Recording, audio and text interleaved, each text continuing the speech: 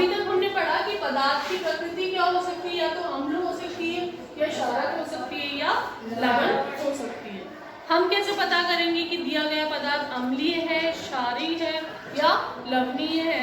हम अगर टेस्ट कर सकते हैं तो हम टेस्ट करके पता करेंगे, और नहीं तो किसकी सहायता से? सूचकों की सहायता से। किसकी सहायता से? सूचक की सहायता से, ठीक है ना। सूचक में हम लिटमस पढ़ चुके हैं, ठीक है। अब एक और सूचक के बारे में मैं आपको बता रही हूँ, यह है गुड़हल के पुष्प का विलयन। गुड़हल के फूल देखे आपने? लाल रंग के फूल होते हैं, भगवान को पूजा में हम चढ़ाते हैं, ठीक है ना। चाइना रोज बोलते हैं उसको। गुड़हल के जो फूल होते हैं, इन फूलों को आपको क्या करना है? गर्म पानी के अंदर डाल देना, ठीक है, और उसको ढक के रखोगे, ठीक है। तो जो पानी है उसका रंग कैसा हो जाएगा?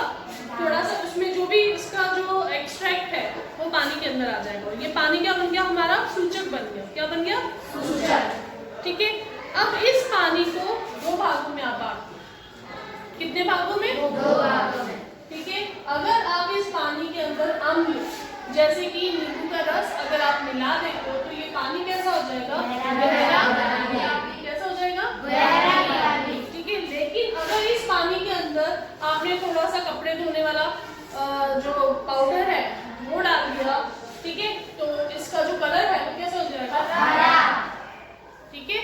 तो गुड़हल जो है, इसके फूलों का जो विलयन होता है, ये अम्ल को गहरा गुलाबी कर देता है, क्षार को हरा कह देता है। तो इससे हमें पता चल जाएगा कि दी गई वस्तु अम्लीय है या क्षार।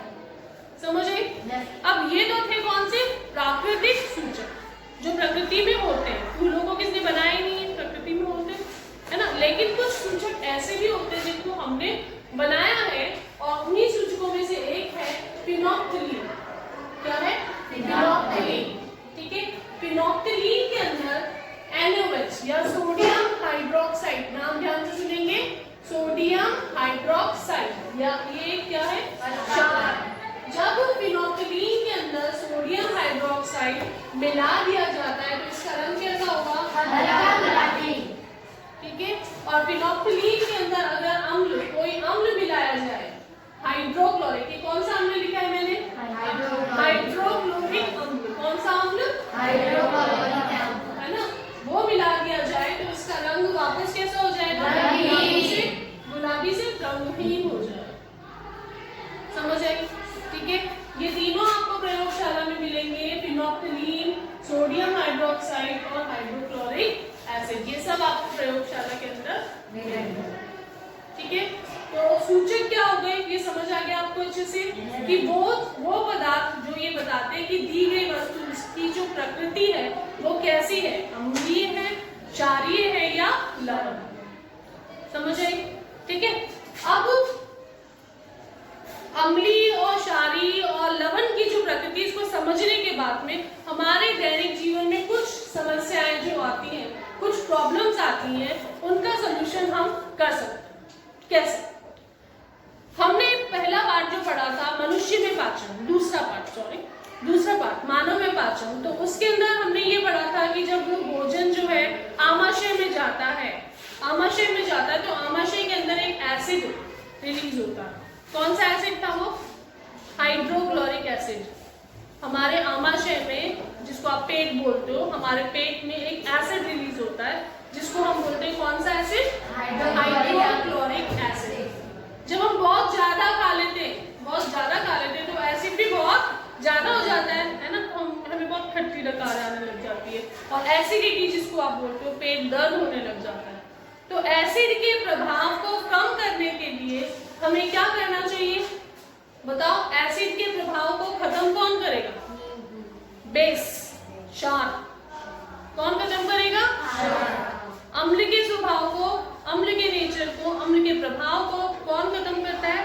क्षार, है ना। हमने अभी अम्ल और क्षार को मिलाया था, ठीक है।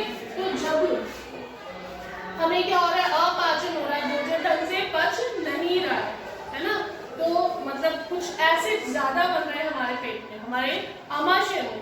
तो उस समय हम क्या लेंगे? एक क्षार लेंगे। उस समय जो आप क्षार लेते हो ना, कौन सा लेते हो? जो दवाई लेते हो ना, उसमें क्या होता है? दूधिया मैग्नीशियम होता है, ये एक क्षार है। क्या है ये? एक क्षार। इसी तरह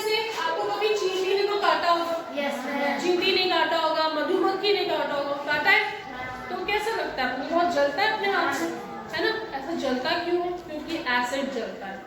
क्या जलता है? एसिड। चींटी, मधुमक्खी, इसका जो डंक होता है ना उसमें एसिड होता है। क्या होता है? एसिड।